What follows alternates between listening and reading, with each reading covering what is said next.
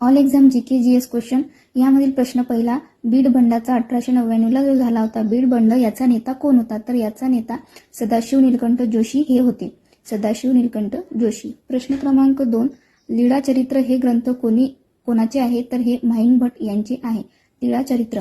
प्रश्न क्रमांक 3, मराठीतील पहिला गद्यात्मक ग्रंथ कोणता आहे? तर लीळाचरित्र हा मराठीतील पहिला गद्यात्मक ग्रंथ आहे. प्रश्न 4, मोहनजोदडो येथे प्राप्त नर्तकीची मूर्ती कोणत्या धातूची आहे? तर कांस्य.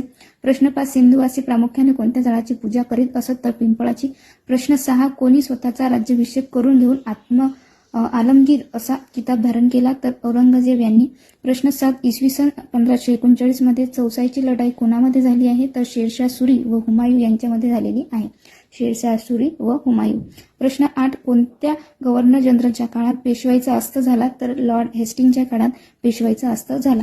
हे होते ऑल एक्झामचे जीके जीएस क्वेश्चन. हे तुम्हाला वन लाइनरच्या स्वरूपात किंवा विधानाच्या स्वरूपात कोणत्याही एक्झामला विचारले जाऊ शकतात. तर लक्षात ठेवा.